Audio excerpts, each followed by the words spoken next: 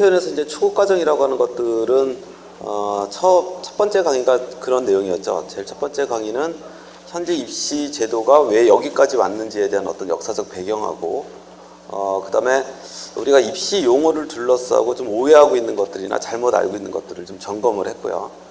두 번째 강의에서는 주로 보면 이제 수능이라고 하는 것이 실제로 입시의 어떤 전형에서 어떤 영향을 끼치고 있는지, 그리고 또 어떤 의미로 수능이라고 하는 것들을 조금 이해해야 하는지, 이런 부분들을 조금 이야기한 것 같습니다. 그 과정에서 아마 학부모님들이 또 제일 많이 신경 써서 봤을 것 중에 하나가 소위 표현하면 이제 누적백분이라고 하는 거. 그러니까 다른 말로 표현하면 우리에게 주어지는 수많은 자료들을 어떻게 활용하면서 그 자료들을 좀 봐야 하는 것인지, 뭐 이런 내용들이 이제 주로 많이 포진이 돼 있었다, 이렇게 생각을 하시면 될 것 같습니다. 그럼 뭐 오늘 고급 과정이라고 하면, 원래대로 얘기를 하면 제가 서울에서는 초급 과정이 끝나고 나서 중급 과정이 이어집니다. 사실 원래대로 얘기하면 오늘 교육 과정은 중급 교육 과정입니다. 그러면 맨 마지막에 이 중급 교육 과정에서 뭘 하려고 하냐면, 제가 초급 교육 과정에서 있었던 요 이야기들, 학부모님들에게 알려드렸던 요 이야기들이 실제로 전형에서 어떻게 적용되는지를 한번 직접 보는 거예요. 어떻게 적용되고 어떤 방식으로 봐야 되고, 이런 것들을 직접 한번 좀 보려고 하는 거고요. 마지막으로 저희가 이제 고급 과정은 아주 극히 일부 지역에서만 한번 시도가 됐었는데, 맨 마지막은 학생들의 실제 생활기록부하고 모의고 성적표를 직접 부모님들에게 나눠주고 원서를 직접 같이 써보는 거예요. 저희랑 같이. 그리고 발표를 좀, 그래서 굉장히 많은 숫자가 참여하기는 좀 어려운 측면들이 있습니다. 그래서 대개 보면 동일한 생활기록과 동일한 모의고 성적표를 줘도 절대로 6개의 수시 원서를 쓸 때 절대 똑같이 6개의 원서를 쓰지 않아요. 다 달라요, 생각들이. 그러면 서로가 6개의 원서를 쓸 때 왜 그렇게 다르게 결과가 나타나는지에 자기 관점이 있잖아요. 그렇죠? 그리고 또 실제로 그 토론을 이끄는, 만약에 그 토론을 제가 이끈다고 하면 그 토론을 이끄는 또 제 생각도 있을 거 아니에요. 저 같으면 수시 원서 6개 이렇게 쓴다. 그러면 그 차이가 발생하는 근원적인 원인이 어디서 나타나는지를 보면 굉장히 재미있는 결과가 나타납니다. 그러니까 서로가 바라보는 관점이 굉장히 달라요. 제일 첫 번째 관점은 그 아이를 바라보는 관점 자체가 달라요. 거기서부터 이제 차이가 나타나기 시작하는 거죠. 뭐 두 번째로는 당연히 그 전형을 쓴다고 했을 때 이 정도면 합격할 수 있어 라고 생각하는 분도 계시고, 아니야, 이 정도의 성적이나 이 정도의 스펙 갖고는 합격 못해, 이렇게 보시는 분도 계세요. 여기서부터도 엄청난 차이가 나타나죠. 아무튼 이런 과정이 사실 고급 교육 과정입니다. 근데 시도를 해봤는데 학부모님들을 모시고 하기에는 너무 어려워요, 사실은요. 그리고 인원수가 너무 제한적이어야 돼요. 그러니까 무슨 말이냐면 이 토론으로 같이 하는 거기 때문에 한 20명을 넘어서면 굉장히 좀 어려워져요. 그래서 제가 이 고급 교육 과정으로 가지를 못하고 있습니다. 저는 사실 뭐 제일 큰 바람은 우리 아이들의 원서를 어머님들이나 아버님들이나 직접 쓸 수만 있다면 이것만큼 좋은 게 뭐가 있을까라는 거죠. 뭐 아니면 학교 선생님들하고 상담을 하신다고 하더라도 학교 선생님들이 원서를 쓰시는 것들을 직접 해석할 수만 있다면, 그죠? 최소한 우리 담임선생님을 좀 신뢰할 수 있겠구나, 우리 담임선생님이 이런 부분들은 조금 좀 놓치고 있는 부분이 있겠구나, 이렇게 좀 서로가 공유될 수만 있다면 가장 좋은 패턴이 아닌가라고 생각을 합니다. 모든 원서를 저는 담임선생님들이 다 써야 된다고 생각하진 않아요, 사실은요. 그러니까 뭐냐면 담임선생님들의 견해도 있을 거고 어머님들의 견해도 있을 거잖아요. 극단적으로 얘기한다면 어느 대학을 가야 하는가, 혹은 어느 대학이 어느 정도 수준인가조차도 학교 선생님과 이 자리에 계신 어머님들의 생각이 다를 수 있지 않아요? 그렇지 않나요? 예를 들어서 당장 부산대를 버리고 갈 대학의 기준이라고 하는 게 학교 선생님들이 생각하는 기준과 선생님들이 어머님들이 생각하는 기준이 다를 수 있지 않아요? 맞죠? 왜냐면 이거는 사회적 가치관의 문제이기 때문에 동일하게 적용되기는 굉장히 좀 어려운 측면이 있습니다. 볼륨 좀만 높여주실래요? 그래서 맨 마지막은 저희가 그런 그 과정으로 많이 목표를 하고 가는데 실제로는 현실적으로 좀 어려움이 좀 있는 것 같다, 시도를 해봤더니. 그래서 저희가 중국 교육과정이라고 하는 것들을 지방에 내려와서는 고급 교육과정 이렇게 바꿔서 교육과정을 실시하고 있다, 이렇게 이해를 하시면 될 것 같습니다. 나눠드린 자료는 오늘 뭘 보시면 되냐면 이 작은 자료를 먼저 보시고 그 다음에 이렇게 프린트물로 나눠드린 자료를 보시면 됩니다. 이 프린트물은 아마도 오늘 제 교육에서만 쓸 거고요. 다음번에 오시는 분은 다음번 프린트물이 또 나올 거예요. 무슨 말인지 이해되시죠? 그리고 참고로 여기에 나눠드린 이 자료는 작년도의 결과가 아니에요.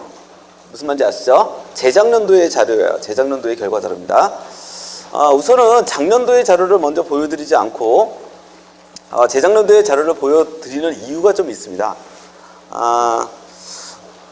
뭐 지금 이 자리에도 뭐 학교 선생님들도 앉아 계실 수도 있겠는데 일반적으로 보면 저희가 수시 합불과 관련된 수시 합격 사례 같은 것들을 저희가 올해 그 수집을 할 때 물론 올해 것도 정리가 되어 있습니다. 아마 향후에 아마 다음 주 정도면 저희가 학교 선생님들에게 작년도에 어떤 수시 합격자들의 어떤 분포 해갖고 아마 하나의 어떤 자료가 전국의 고등학교 선생님들에게 아마 배포가 될 겁니다. 그래서 혹시라도 어머님들 궁금하시면 뭐 학교 선생님들에게 그런 거 좀 보여달라고 하셔도 뭐 자료를 받으신 분들은 아마 보여드릴 수 있지 않을까라고 생각하는데, 제가 올해 같은 경우에는 수시와 관련된 합격자들을 분석할 때 작년도의 결과도 물론 중요하죠. 근데 재작년도의 자료를 굉장히 많이 보려고 애를 써요. 그러니까 무슨 말이냐면 그 어느 해보다도 작년과 재작년도의 자료를 같이 보려고 굉장히 애를 쓰고 있어요. 왜 그러냐면 작년도 같은 경우는 지금 특히 영어가 A, B로 분리돼서 최저학력이 작년에 올해에 비해서는 좀 따기가 어려웠던 해 아니에요? 맞죠? 무슨 말인지 이해되시죠? 자, 그런데 2013학년도인 재작년도의 경우에는 일단 외국어 영역으로 통합되어 있었죠. 그렇죠? 그래서 전체적으로 본다면 오히려 커트라인의 어떤 그 올해의 어떤 커트라인을 좀 예상을 할 때는 작년도의 그 결과보다는 재작년도의 결과에 더 가까운 대학들도 꽤 있어요. 저희가 보기에는요. 그래서 특히 교과형 전형이 있어서의 커트라인들을 좀 살펴볼 때는 주로 보면 작년도보다는 재작년도 거의 자료를 보는 것이 훨씬 더 현실적인 대학들이 좀 일부가 있다라는 판단을 좀 하고 있다는 거예요. 그래서 재작년도의 자료를 먼저 보여드린 이유는 그런 이유도 좀 있다라고 하는 것들을 좀 알고 이 자료를 좀 보시면 될 것 같습니다.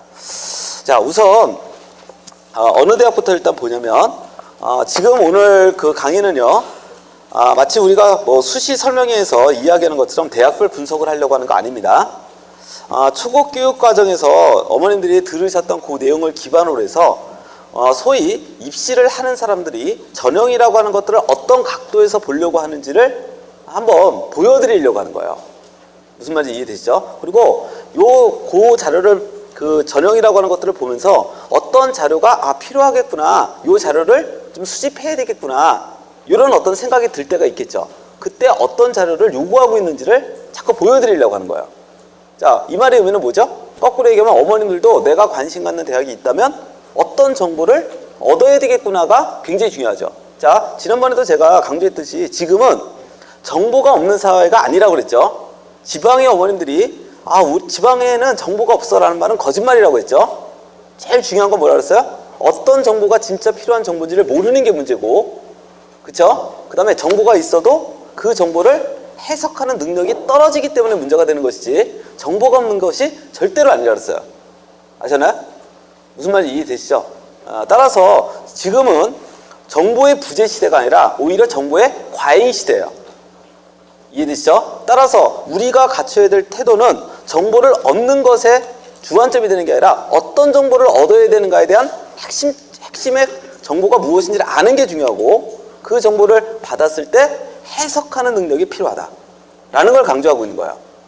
됐죠? 그렇지 않으면 수많은 정보를 부모님에게 안겨줘도 그 정보는 뭐가 된다? 쓰레기가 된다.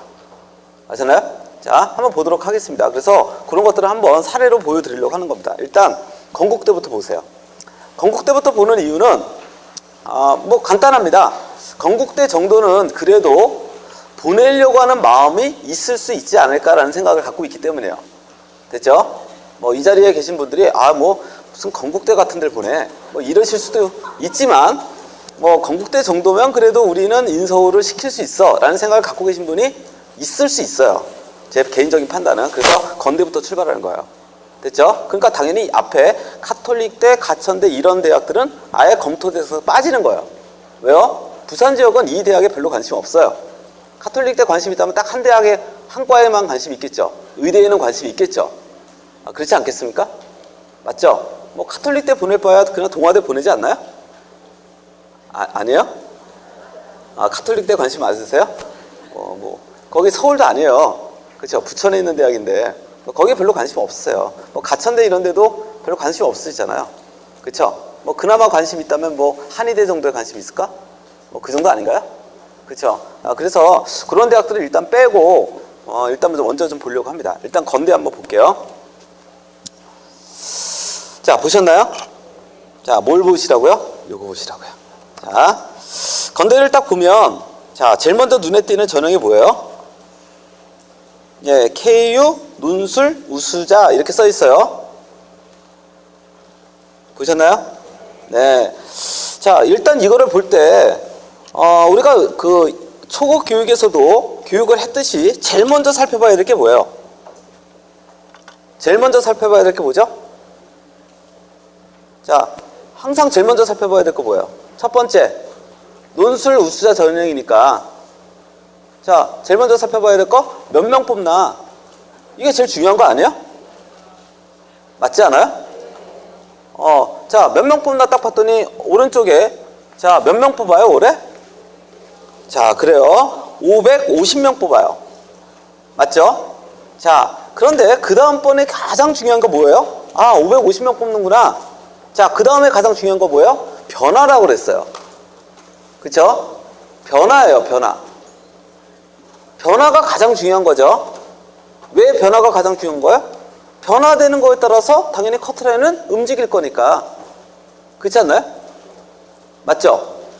자, 그 변화의 첫 번째 단계는 뭘까요? 당연히 인원수의 변화겠죠. 자, 그때 그래서 봤더니 작년도에 뽑혔던 인원수와 올해 뽑혔던 인원수가 큰 차이가 나요? 아니면 큰 차이가 없어요? 아주 큰 차이가 있지는 않아요. 맞죠? 자, 이 말의 의미는 뭘까요? 그러면 작년에 붙었던 애라면 올해도 붙을 가능성이 있겠구나라는 생각을 하면 되는 거죠. 상식적으로만 한번 생각해 보면 되는 거예요. 맞죠? 자, 그 다음 단계로 가야 되는 게 뭐죠? 그 다음 단계로 가야 되는 거 전형 방식이죠. 전형 방식 아닌가요? 맞죠? 자, 여기서 뭐 지난번 초급교육 때 교육을 받으셨는지는 잘 모르겠으나 자, 보십시오. 우리가 학생을 선발해요. 선발. 자, 그러면 선발하려면 뭐가 필요해요? 당연히 기준이 필요하죠. 기준이 필요하지 않아요? 그죠? 이 기준을 우리는 뭐라고 얘기해요? 기준이 되는 어떤 요소가 있겠죠. 그죠? 예를 들어서 저놈은 착한 놈이야 라고 우리가 규정을 하려면 저놈이 착하다라고 하는 어떤 나름대로의 기준의 요소가 있어야 되는 거 아니에요? 저놈은 나쁜 놈이야 라고 규정해도 그냥 내 느낌이 나쁜 놈이야 이렇게 주장할 수는 없잖아요. 어떤 그 사람 그거를 평가할 때는 나름대로의 뭐가 있어야 돼요? 기준의 요소가 있어야 된다고요. 맞지 않아요? 자, 우리는 그 기준의 요소, 대학 입시에서 그 기준의 요소를 뭐라고 불러요? 이렇게 부르는 거예요. 전형 요소라고 부르는 거예요. 아시나요? 자, 그러면 전형 요소가 여러 개로 합쳐져서 뭐가 생길까요? 구조라고 하는 게 형성되겠죠. 맞죠? 마치 단어가 여러 개 합쳐져서 문장이 되듯이 구조가 형성이 되겠죠. 그렇지 않나요? 그러면 그걸 뭐라고 불러요? 전형 뭐라고 불러요? 계획이라고 부르는 거예요. 아셨나요? 이거 어렵지 않잖아요. 그죠? 그래서 그 대학의 학생을 어떻게 뽑는지를 제일 먼저 보는 것은 뭐예요? 전형 계획을 통해서 보는 거예요. 됐죠? 그러니까 지금 저희가 지금 써드렸던 요 책자, 자그마한 책자에 놓여져 있는 요 내용은 사실은 뭐를 압축적으로 정리해서 보여드린 거예요? 전형 계획을 압축적으로 써서 보여드린 거예요. 됐죠? 자, 그러면 우리는 이 전형 계획을 가지고 그 대학의 학생들을 어떻게 뽑는지를 알게 되는 거죠. 자, 그런데 이 전형 계획을 통해서만 알 수가 없는 게 있어요. 알 수 없는 게 있지 않아요? 자, 당장 뭐 몰라요? 지금 이 책자에서 딱 봤을 때 뭐 몰라요? 자, 안 보이는 게 너무 많아요, 지금. 자, 뭐요? 하나하나 빨리빨리 대답해 보세요. 어느 과에 몇 명 뽑는지 안 보이잖아요. 그렇지 않아요? 아, 지금 550명 뽑는데 경영대 550명 다 뽑을지 다른 과는 아무것도 안 뽑을지 어떻게 알아요? 그것만 보고. 그렇지 않아요? 자연계가 몇 프로 뽑고 550명 중에 자연계가 몇 명이고 인문계가 몇 명이지 보여요, 안 보여요? 그 자료에? 안 보여요. 안 보이지 않아요? 그 다음에 논술 이렇게 써 있는데 도대체 무슨 논술을 내는지 보여요, 안 보여요? 안 보여요. 안 보이지 않아요? 이것만 봐서는 안 보이지 않아요? 학생부 이렇게 반영 이렇게 얘기했는데 학생부를 어떻게 반영한다는 건지, 거기서도 교과 내신을 몇 프로 반영한다는 건지, 그죠? 비교과를 어떻게 반영한다는 건지 보여요, 안 보여요? 안 보이죠? 그죠? 그것을 어디를 통해서 봐야 돼요? 이거를 통해서 보는 게 아니에요. 뭐를 통해서 봐요? 더 이 전형계획을 더 자세하게 써준 게 있어요. 우린 그걸 뭐라고 부르는 거예요? 모집 요강이라고 부르는 거예요. 그러니까 결국에는 우리는 뭘 봐야 되는 거예요? 모집 요강을 봐야 되는 거예요. 그래서 제가 항상 어머님들하고 입시교실 같은 걸 할 때 항상 이런 얘기를 항상 하는 적이 있어요. 이 자리에 3학년 어머님들도 계시겠지만 1학년 어머님들 가끔가다 우리 아이가 자기가 목표라는 대학을 나갈 때가 있죠. 있어요, 없어요? 뭐 예를 들어서 말도 안 되는 소리를 하는 때가 있잖아요. 너 목표가 어디야? 그러면 서울대요. 근데 애 꼴은 부산대도 못 갈 꼴인 거 뻔히 보이면서도 서울대야 이렇게 얘기하잖아요. 자, 항상 어떤 아이가 자기 아이가 어느 대학을 얘기할 때 꼭 어머님들이 한 번쯤은 꼭 해볼 필요가 있는 행위가 있어요. 뭐냐면 우리 아이가 말하는, 우리 아이가 너무 가고 싶어하는 대학의 모집 요강을 첫 페이지부터 끝까지 한번 읽어보세요. 무슨 말인지 이해되시죠? 읽어보시면 정말로 정말로 어렵구나를 느끼게 돼요. 왜냐면 대부분의 대학의 모집 요강에, 심지어는 두꺼운 거 같은 경우는요, 어느 대학의 모집 요강 같은 경우는 거의 80페이지가 넘어요. 거의 책 한 권에 거의 분량이 돼요. 근데 그거를 꼼꼼하게 거기에 써 있는 모든 글들을 한번 다 읽어보시라고요. 이 정도 짓은 한 번쯤은 해야, 정말로 이게 대학 입시가 그렇게 만만한 것은 아니겠구나. 그리고 나름대로 그거를 보셔야 나름대로는 학교 선생님들도 이해할 수 있고, 그리고 실제로는 이런 어떤 그 전형 계획안만 가지고 말하는 게 참 쉽지 않은 거구나 라는 것들을 느끼게 돼요. 한 대학만큼은 꼭 보세요. 형광펜을 놓고. 아셨어요? 이것도 굉장히 중요한 훈련 중에 하나예요, 사실은. 자, 우리가 가끔가다 그런 말을 할 때 있잖아요. 예를 들어서 아무리 좋은 책이 여러 가지가 있다고 하더라도 어떤 아이가 공부를 한 번쯤 제대로 할 때는 한 권의 책을 제대로 끝내보는 게 굉장히 중요하다는 말을 할 때 있잖아요. 그런 말 할 때 있지 않아요? 그런 거하고 똑같아요. 모집 요강도 한 번쯤은 어떤 대학이라도 상관없어요. 뭐 우리 아이가 부산대에 관심 있다, 그럼 부산대 거 다운받아서. 아시나요? 그리고 절대로 화면으로 보지 마시고, 화면으로 보면 어떻게 해요? 자세하게 안 보죠. 쭉 그냥 보죠. 그래서 출력하셔갖고 반드시 한 번쯤은 뭐 해라?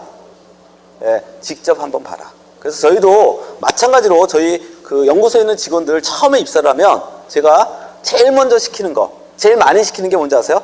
이런 거예요. 모집 요강을 한번 딱 다운받게 해서 처음부터 끝까지 읽게 한 다음에 이런 표로 간략하게 네가 요약해봐. 이게 쉬운 것 같죠? 엄청나게 어려운 일이에요. 사실은요. 핵심만 딱딱딱딱 뽑아낸다는 게 굉장히 어려운 거죠. 그래서 한번 시도해 보실 필요가 있습니다. 자, 따라서 전형계획안을 자세하게 써준 것보다 모집 요강이다 라는 거예요. 그러니까 궁극적으로는 우리 아이가 어느 대학을 목표로 할 때는 반드시 뭘 봐야 된다? 모집 요강을 읽어야 된다. 따라서 거꾸로 얘기하면 자기 아이가 어느 대학에 관심을 갖는데 그 대학의 모집 요강도 읽어보지 않으면서 어떤 질문을 하면 된다, 안 된다? 안 되는 거예요. 말이 안 되는 거죠. 그렇지 않아요? 근데 대부분의 어머님들은 절대로 읽지 않아요.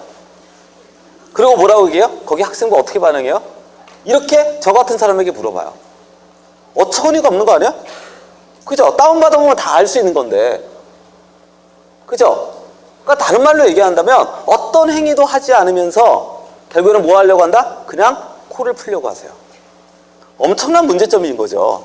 직접 다운을 받아서 보셔야 돼요. 아셨나요? 자, 이게 어쨌든 모집 요강이다 라고 생각을 하시면 됩니다. 자, 그래서 이 전형 계획, 요 전형 계획을 압축적으로 써놓은 요 책자에는 사실은 녹아있지 않은 것이 어떻다? 너무 많다. 그죠? 됐죠?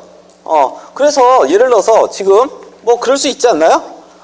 지금 전체적으로 20명 줄었는데 우리 아이가 쓰려고 한 학과는 예를 들어서 20명씩 줄었으면 거의 작년 대비로 1명 정도씩만 줄었어야 되잖아요. 예상을 해본다면. 이게 상식이잖아요. 근데 우리 아이가 쓰려고 하는 과는 5명이 줄었어요. 이럴 수도 있지 않아요? 자, 근데 우리 아이가 쓰려고 하는 과는 오히려 작년보다 늘었어요. 이럴 수도 있지 않아요? 그쵸? 그러면 그냥 논술 전형이 줄었대. 이렇게 얘기하면 돼요, 안 돼요? 안 되죠. 오히려 나 입장에서 어때요? 오히려 작년보다 더 늘었어. 오히려 작년보다 더 유리해졌어. 이렇게 볼 수도 있는 거 아니에요? 이해되시죠? 왜? 항상 입시라고 하는 건 일반론에 접근해서 볼 필요 없어요. 우리 아이가 쓰려고 하는 대학, 우리 아이가 쓰려고 하는 학과가 중요할 뿐이에요. 누가 뭐라고 얘기하던. 그렇지 않나요? 네, 그런 측면에서 보시면 된다는 얘기입니다. 자, 그러면 일단 논술 전형을 일단 볼게요. 자, 그 다음에 봐야 될 게 뭐예요? 자, 그 다음에 봐야 될 게 뭐죠? 자, 아까 제가 전형 계획을 보라 그랬잖아요. 전형 계획을 본다라고 하는 말의 의미가 뭐예요? 어떤 식으로 학생을 뽑는가를 본다는 얘기죠. 구조가 어떻게 형성되어 있는가를 본다는 얘기죠. 맞나요? 자, 그러면 지금 작년에는 어떻게 뽑았어요? 자, 작년 걸 보세요. 작년 거 보세요. 작년 거에는 학생부를 20% 반영했는데 올해는 어떻게 돼 있어요? 학생부를 40% 반영하네요. 맞죠? 자, 여기서 자, 그러면 어떤 생각을 해야 돼요? 1차적으로 내신의 영향력이 작년보다 좀 높아졌구나. 이런 생각을 해야죠. 맞지 않나요? 자, 그런데 우리 초급교육 때 받았던 내용을 기반으로 해서 어떤 생각을 해야 돼요? 학생부의 반영비율이 늘어났다고 해서 꼭 내신의 실질 반영비율이 늘어난 건 아닐 수도 있어. 이 생각에 빨리 가야죠. 이게 지금 초급교육 때 했던 얘기 아니에요? 이 교육 안 받으셨어요? 자, 초급교육 때 제가 뭐라고 했어요? 학생부를 50% 반영한다는 건 교과 내신을 50% 반영하는 게 아니라고요.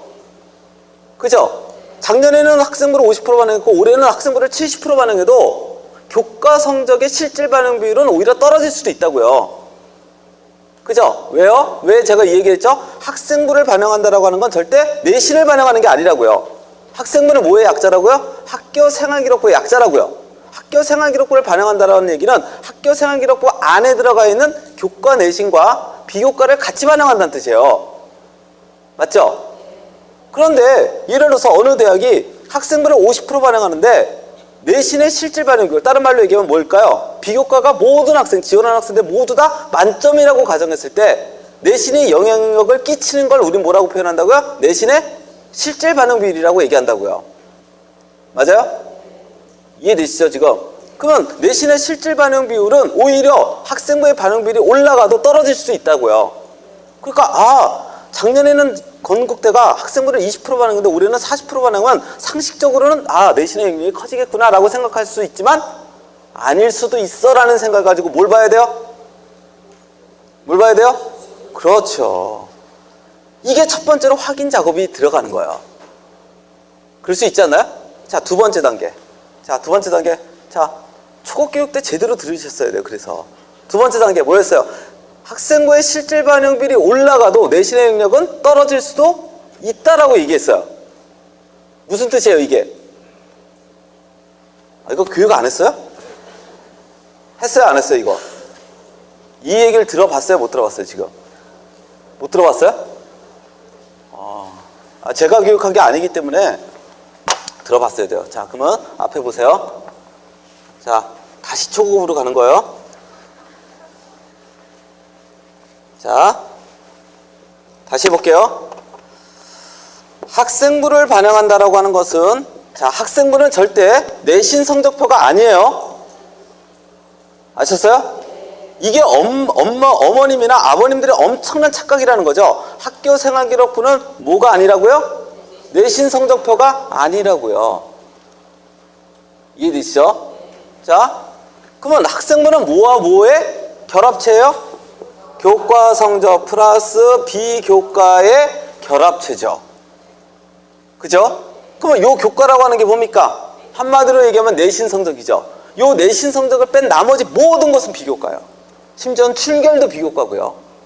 그렇잖아요? 그러니까 당연히 결석 한 20일 안에는 긴장하죠. 그렇지 않아요? 근데 전혀 결석을 안 하는 애들 별로 긴장할 게 없죠. 근데 결석 한 20일 한번 해보세요. 당장 뭐부터 나와요? 선생님, 우리 애가 결석 20일인데 혹시 감점 안 되나? 이런 얘기부터 나오게 돼 있어요. 그렇지 않아요? 자, 어찌됐든 이 비교과의 결합체라고요. 이 두 가지가. 따라서 학생부를 100%로 반영한다는 얘기는, 그죠? 교과가 영향을 더 크게 미칠지 비교과가 영향을 더 크게 미칠지는 누구도 모르는 거예요. 그러니까 당연히 뚜껑을 열어봐야 되는 거죠. 그죠? 그 뚜껑이라고 하는 게 또 어디에서 뚜껑을 열어보는 거예요? 모집 요강에서요. 결국에는. 그죠? 자, 따라서 학생부를 50% 반영하는데, 자, 전년도에는 전년도에는 2014학년도에는 학생부를 50% 반영했는데, 올해는 2015학년도에는 학생부를 70% 반영한데, 그러면 상식적으로는, 많은 사람들은 상식적으로 어떻게 생각해요? 당연히 내신의 능력이 높아졌다고 생각하죠. 그죠? 근데 그렇지 않을 수도 있다고요. 왜요? 학생부를 50% 반영하지만 비교과의 영향력 70%로 늘렸지만 비교과의 영향만 늘리고 교과 성적의 영향력은 줄일 수도 있잖아요. 그쵸? 우리는 그 개념을 뭐라고 한다고요? 내신의 실질 반영 비율이라는 말을 쓴다고요. 그러니까 작년도에는 내신의 실질 반영 비율이 7%였는데 올해는 내신의 실질 반영 비율이 5%로 줄어들 수도 있다고요. 그러니까 겉으로 드러나 있는 것과 실제로 들어가 있는 것은 의미가 같지 않을 수도 있다는 뜻이에요. 됐죠? 자, 자꾸 그래서 대학들은 아까 제가 이야기했던 것처럼 대학들은 내신의 영역을 최대한 줄이고 싶어 할까요? 늘리고 싶어 할까요? 줄이고 싶어 하죠. 당연한 거죠. 이게 왜요?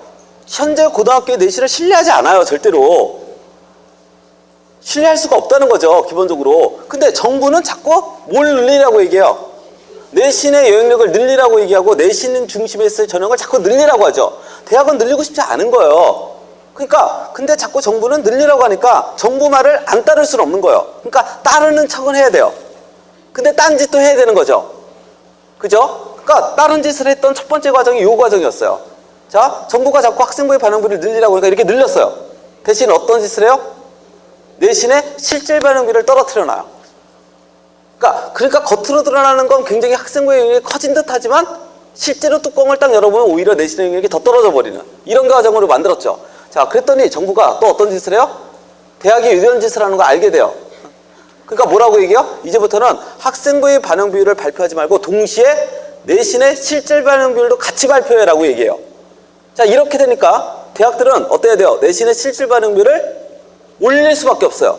자, 예를 들어서 작년도에 7%를 내신 실질 반영 비율을 잡았으면 올해는 8%를 이렇게 올려야 되는 거예요. 이런 상황을 만들어버린 거죠. 정부가. 근데 아까 앞서도 제가 얘기했던 것처럼 대학은 내신의 영역을 줄이고 싶어요. 됐죠? 그러니까 어떤 짓을 또 해요? 이런 짓을 하죠. 1등급과 4등급의 점수 차이는 거의 나게 만들질 않아요. 그리고 5등급부터 쭉 점수 차이를 엄청나게 벌려내는 거예요. 왜 이런 짓을 할까요, 대학은? 어차피 우리 대학은 1등급부터 4등급 사이 때 애들이 올 거니까. 이해되시죠? 일부 특목고 애들을 빼놓고. 그죠? 그래서 대학들은 가끔가다 입시 설명회 같은 데 가면 뭐라는 얘기를 가끔 하는 거야? 자, 내신이 막 걱정돼. 그러면 물어봐요. 아, 내신이 얼마나 나빠요? 그러면 어머님들이 나쁘다라는 그 기준은 뭐예요? 대체로 보면 3등급 되면 나쁘다고 해요. 그렇지 않아요? 그죠? 아, 7등급, 8등급은 나쁘다는 소리도 안 해요. 그냥 그거, 아, 선생님, 저희 아이는 그냥 포기해요. 라는 말을 쓰지, 무슨 나빠요, 좋아요, 나쁜지, 좋은지 잘 모르겠어. 이런 애매한 말을 쓰는 건 무조건 3등급 때 엄마들이에요. 이해되시죠? 그리고 오히려 2등급 때 엄마들도 내신은 나쁘다고 생각해요. 왜냐면 2등급 때부터는 뭘 노렸던 엄마들일까요? 전교권을 노렸던 엄마들이에요. 근데 실패한 거죠. 그렇지 않아요? 그러니까 전교권에 있는 애들과 비교하면 우리 아이는 나쁘다고 생각해요. 어차피 내신이 좋다 나쁘다도 굉장히 상대적이라는 거죠. 이해되시죠? 그래서 대개 보면 3등급 대 엄마들이 실제로 보면 내신이 나쁘다고 느껴요. 실제로 보면. 그래서 자, 대학에게 얘기를 했어요. 아, 우리 애가 3점 몇이야. 그럼 뭐라고 얘기해요? 신경 쓰지 마세요. 아, 그럼 내신은 안 들어가나? 아, 들어가긴 하는데요. 그러면 뭐 이것 때문에 걱정하지 마세요. 대부분 다 이렇게 얘기를 해버려요. 대학들은. 자세하게 얘기를 안 해줘요. 그게 무슨 말인지. 그죠? 절대로 내신 때문에 떨어진 일 없습니다. 이렇게 얘기를 해버려요. 아, 그러면 내신은 안 들어가나? 아니, 들어가는데요. 신경 쓰지 마세요. 이렇게 얘기를 해요. 그러니까 어머님들은 아, 들어가는데 왜 신경 쓰지 말래지? 이거를 대학들은 대학 설명회를 가면 자세하게 얘기를 안 해줘요. 그게 뭘 얘기하는 거냐? 그렇게 하는 거예요. 자, 그래서 이렇게 해버리죠. 그러다 보니까 올해 같은 경우에는 자, 정부가 자꾸 어떻게 해요? 자, 등급 간에 있어서의 점수 차이를 가능하다면 균등하게 하라고 권고사항으로 나와요. 차별을 두지 말고. 이 말 이해되시죠? 이런 과정으로. 그러다 보니까 대학은 또 머리를 쓰는 거예요. 자, 등급 간의 점수 차이를 균등하게 두래요. 그러면 결국에는 내신의 실질 반영률이 올라갈 수밖에 없는 구조를 만들잖아요. 대학들은 어떤 식으로 해요? 이런 식으로 머리를 써요. 예를 들어서 일반적으로 우리는 인문계는 국영수사, 자연계는 국영수가 이렇게 반영한다 그러잖아요. 근데 대학들은 이런 식으로 해요. 사회에서 너희들이 반영할 과목이 없어? 그러면 음미체 중에서 그냥 아무거나 넣어도 돼. 이런 식으로 한다든지. 이게 어디요? 성대죠. 이해됐어요? 음미체도 넣어도 돼. 이렇게 버린다든지. 국영수사를 반영하는데 국영수사 다 반영하지 않을게. 제일 잘한 거 2과목씩만 골라. 이렇게 해버려요. 그러면 아무리 4등급, 5등급 애들도 자, 몇 등급을 맞은 것은 있을까요? 3등급 맞은 건 있죠. 있지 않아요? 4등급, 5등급 애들은 다 4, 5예요? 그렇지 않아요. 4등급, 5등급 맞은 애도 3등급 맞은 과목이 있는 거예요. 그럼 곤란할 과목이 있을까요? 없을까요? 있죠. 그러면 다른 애들과의 점수 차이가 줄어들게 되죠. 이런 식으로 만들어 버려요. 해석됐나요? 그러니까 어머님들이 이런 자료를 보실 때는 아하, 제일 처음에 우리 아이가 건국대를 관심을 갖는다면, 우리 아이가 올해 건국대를 쓴다면, 자, 첫 번째 저 전형 계획을 보면서 제일 먼저 보여야 될 거, 학생부의 영역력이 작년보다 늘어난 것이냐 줄어든 것이냐, 즉 내신의 영역력이 작년보다 늘어난 것이냐 줄어든 것이냐를 봐야 돼요. 이런 거 보실 생각이 없다면 뭐든 완벽하면 된다니까요. 모든 완벽한 사람들은 그런 거조차 생각할 필요도 없는 거예요. 우리 애가 내신이 1점이야. 뭘 고민해요? 뭘 따져봐요? 뭘 못 읽고 안 봐도 돼요. 그렇지 않아요? 그럼에도 불구하고 그렇게 좋은 학부모들도 보는 게 좋은 거예요. 왜요? 내신의 영역력이 작년보다 증가했다면 우리 애가 작년보다 합격 가능성이 더 높아진 거죠. 그렇지 않아요? 조금이라도. 그런 거 아닐까요? 이해되시죠? 그럼 어머님들이 예를 들어서 내가 원서를 쭉 이렇게 썼는데 8개 대학이 나왔어. 근데 수시 원서는 6개로 줄여야 돼. 2대학을 버려야 돼. 그럼 어느 대학을 버릴까? 대체로 어느 대학 버려요? 대체로 마음에 안 드는 대학 버려요. 아니면 애에게 물어봐요. 8개 대학 중에서 내가 제일 싫은 데가 어디니? 여기. 이러고 버려요. 이러면 안 되죠. 8개 대학 중에서 우리 아이가 갖고 있는 요소들 중에서 제일 불리한 대학을 버려야죠. 이게 확률 싸움 아닌가요? 그래서 제가 지난번에도 말씀드렸던 것처럼 원서를 쓴다라고 하는 건, 원서 작성을 한다라고 하는 건 결국에는 확률 싸움을 하는 것뿐이라고 그랬어요.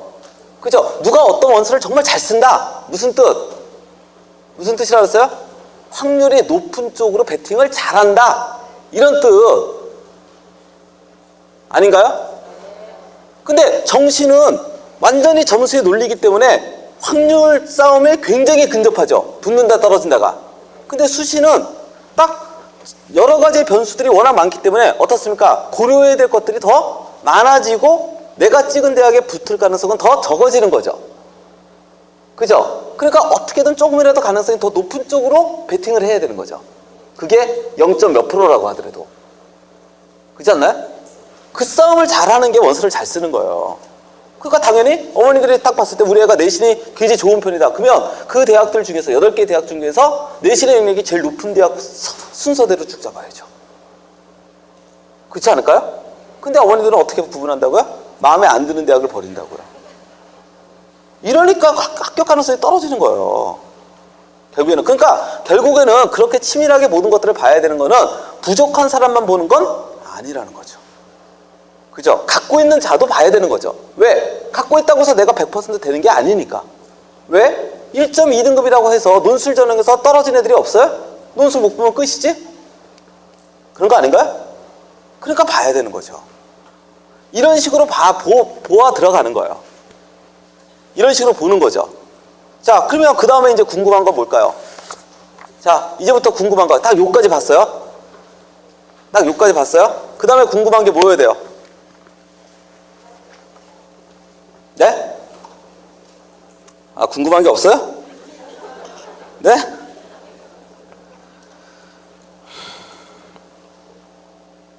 궁금한 게 뭐여야 돼요? 아, 논술 전형이니까 혹시 작년도하고 올해하고 논술이 달라진 건 없어? 이거 봐야 되는 거 아니에요? 이게 상식 아닌가요? 아니, 저만의 상식이에요? 아, 그래요?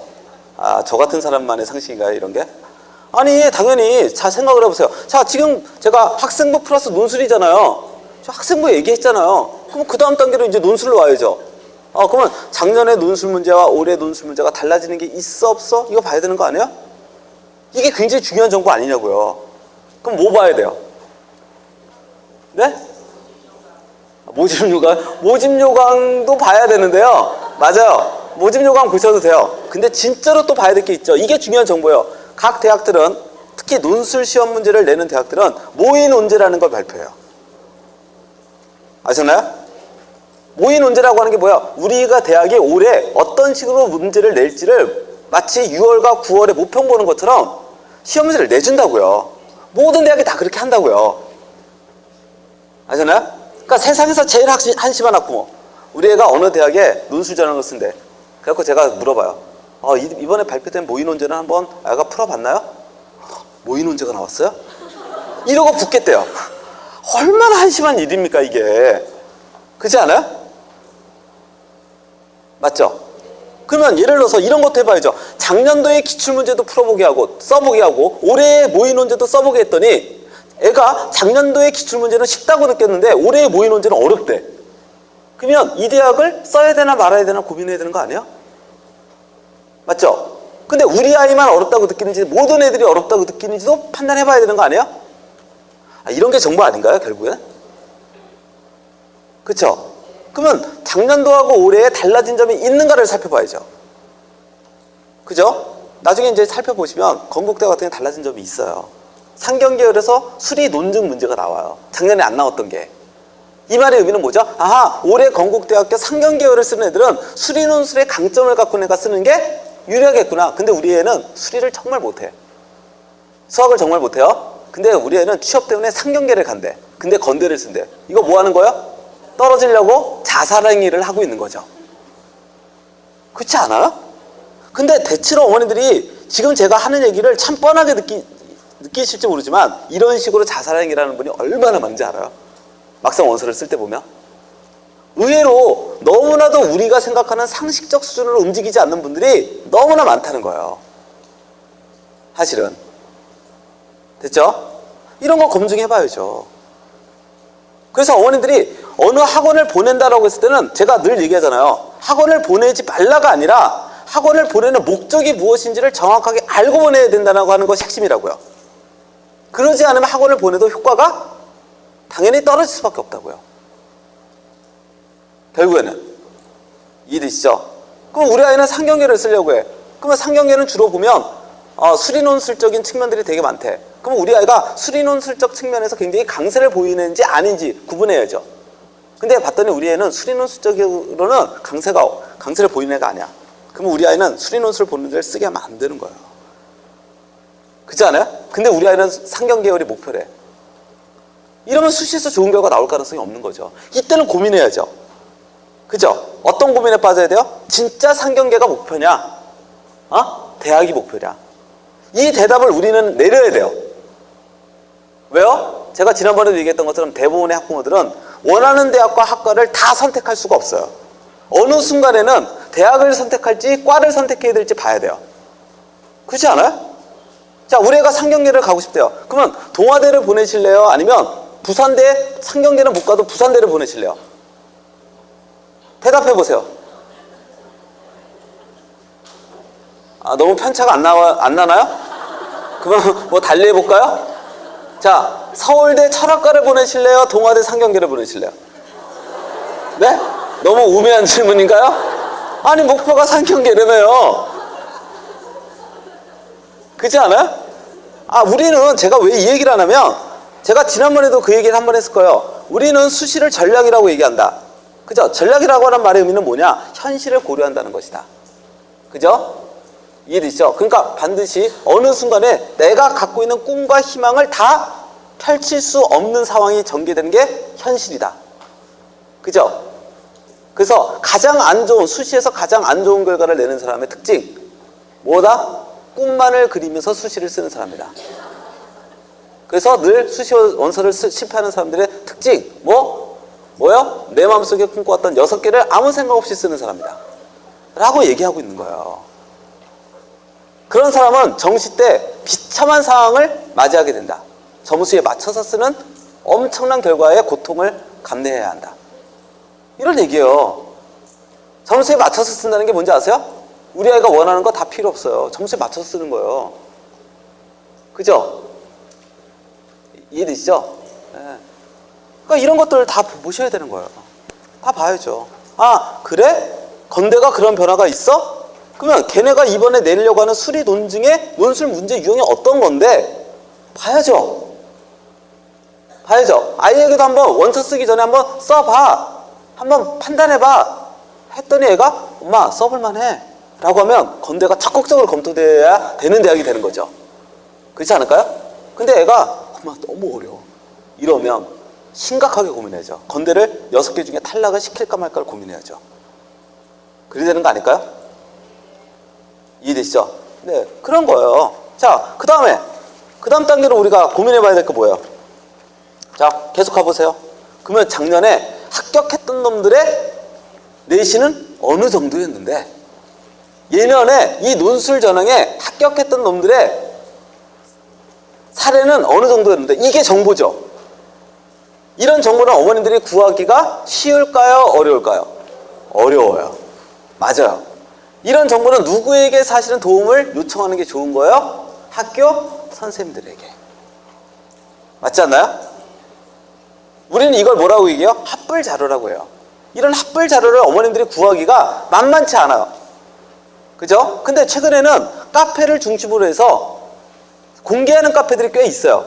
뭐 예를 들어서 작년도에 건대 합격자들, 수시 합격자들의 모임 카페 해갖고 지들끼리 막 올려요. 나는 내신 몇 등급인데 붙었다, 막 이런 거 막 올려요. 물론 거기서 사기를 치는 놈들 있죠. 있어요. 특히 뭐 우리 상위권들이 많이 간다라고 하는 그 O로 시작하는 그 있죠, 사이트. 이런 데서도 사실은 허위 정보들이 의외로 굉장히 많아요. 이런 것들은 허위 정보인지 아닌지를 봐야 되는 거예요. 사실은. 이해됐어요? 특히 그런 사이트에서는 올해는 어느 과를 몰린데 막 이런 거 막 얘기해요.